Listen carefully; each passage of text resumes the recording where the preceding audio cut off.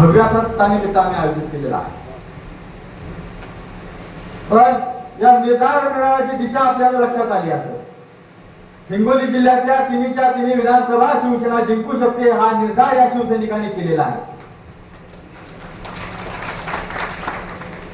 आणि त्यासाठीच हा निर्धार मेळावा वसमत विधानसभेने या ठिकाणी ठेवलेला आहे. आजकाल प्रत्येकाला वाटायले आमदार व्हा, पण अशी परिस्थिती आहे की या विधानसभेचा आमदार फक्त शिवसेनेचा आणि उद्धव बाळासाहेब ठाकरे या पक्षाचाच होऊ शकतो. त्याचं प्रामुख्याने कारण असं आहे की शाखा प्रमुखापासून तर राज्याच्या पक्ष प्रमुखापर्यंत सगळीच्या सगळी संघटनात्मक बांधणी जर कुठं असेल तर ती माझ्या वसमत विधानसभा मतदारसंघामध्ये आहे. गेल्या 30-35 वर्षापासून हाडाचं पाणी करून माझे शिवसैनिक या जिल्ह्यामध्ये लढत आहेत, या विधानसभा मतदारसंघामध्ये लढत आहेत आणि त्याला न्याय देण्याची खरी वेळ आता ही आलेली आहे. याच्या अगोदर सुद्धा आपण वारंवार या विधानसभा मतदारसंघाला उमेदवार दिले. एका गद्दाराला 20 वर्ष आमदार केलं, 5 वर्ष मंत्री केलं, तरी त्याला लाज वाटली नाही. त्या ठिकाणी गद्दारी करून त्या ठिकाणी शिंदे गटात केलं. त्याला धडा शिकवण्याची वेळ आलेली आहे आणि ते धडा आम्ही सर्वांना शिकवणारच आहोत. दुसरी एक महत्वाची विषय असा आहे की स्वराज साहेबांना विनंती आहे की खासदार साहेब तर हा मतदारसंघ मागणारच आहे, तिच्यात कोणाच्याही मनात दुमत नाही.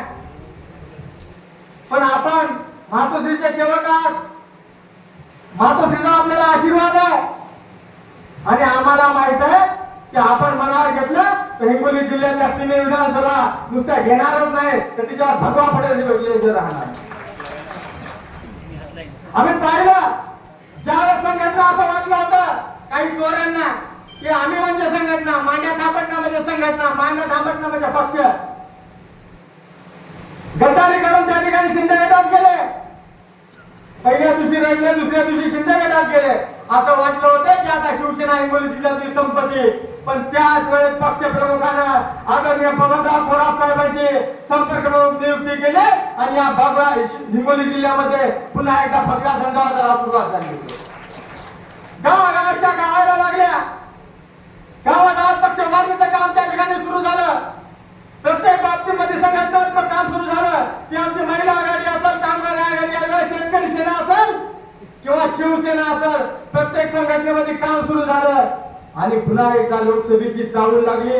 आणि आपण पाहिलं असं की काही बाजार वृत्तांनी त्या ठिकाणी पुन्हा बबनराव थोरात साहेबांचा बदल करा म्हणून पक्षाकडे त्या ठिकाणी मागणी केली आणि त्या ठिकाणी बबनराव थोरात साहेबांच्या संप्रमुख पदावर स्थगिती आहे.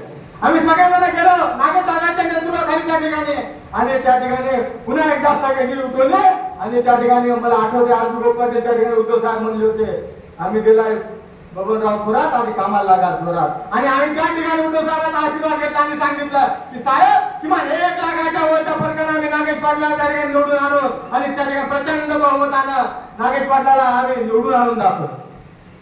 हिंगोली जिल्ह्यातल्या आमच्या 3 विधानसभा क्षेत्रातल्या लोकांच्या एकूण चढ होऊ लागला. आमच्या चिठी लागल्या, पैसे दिले ना गोपाटला, पण आमची जीत लागली होती की विधानसभा क्षेत्रामध्ये आरपे साहेब होते, तिच्या बाळासाहेब होते, सगळेच होते की ज्याच्या विधानसभा क्षेत्रामध्ये जास्त लीड भेटत आमची पैशाची जीत लागली होती. पैशाचा अमाऊंट सांगणार त्या ठिकाणी आम्ही हिंगोली मतदारसंघाला 36,000 मताची आघाडी दिली. त्याच्या खालोखाल वसमत विधानसभा मतदारसंघाने 31,000ची आघाडी दिली आणि त्या ठिकाणी गद्दार संतोष बांगरच्या मतदारसंघाने 22,000 मताची आघाडी दिली आणि जवळपास 1 लाख मताची आघाडी एकट्या हिंगोली जिल्ह्याने नागेश पाटलाला देऊन टाकली. सगळा खेळ 15-20 दिवसाचा होता आणि त्या 15-20 दिवसाच्या एकीकडे धनशक्ती आणि एक दुसरीकडे जनशक्ती होती.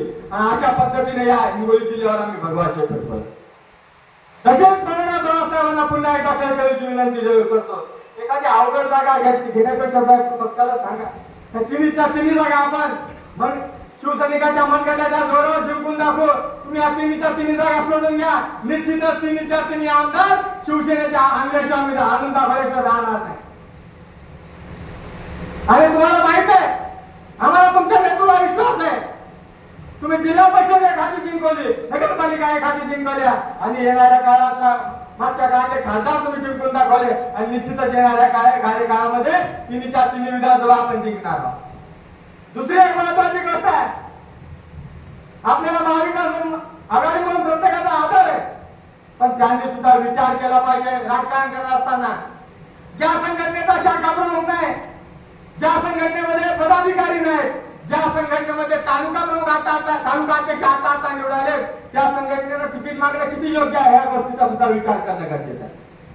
आमच्याकडे सर्कल प्रमुख आहे, आमच्याकडे तालुका प्रमुख होण्यासाठी भांडणं लागाले, आमच्याकडे जिल्हा प्रमुख होण्यासाठी भांडणं लागाल. अशा परिस्थितीमध्ये हे तिकीट शिवसैनिकालाच मिळालं पाहिजे आणि प्रत्येकाच्या मनातली आशा आहे निश्चितच आपल्याला आदरणीय उद्धव साहेबांना मुख्यमंत्री करायचं राज्याचं, त्यांचे हात बळकट करायचे. आपण जे आदेश देणार आहोत ते आम्ही पाळणारच आहोत, पण तत्पूर्वी आमची सुद्धा पक्षाला विनंती आहे की आपण सर्वांनी लक्ष घातलं पाहिजे आणि हिंगोली जिल्ह्यातल्या एखाद्या दुसऱ्या जिल्ह्यातल्या एखाद्या कमी करा, पण हिंगोली जिल्ह्यातल्या तिन्ही जागा सोडून घ्या.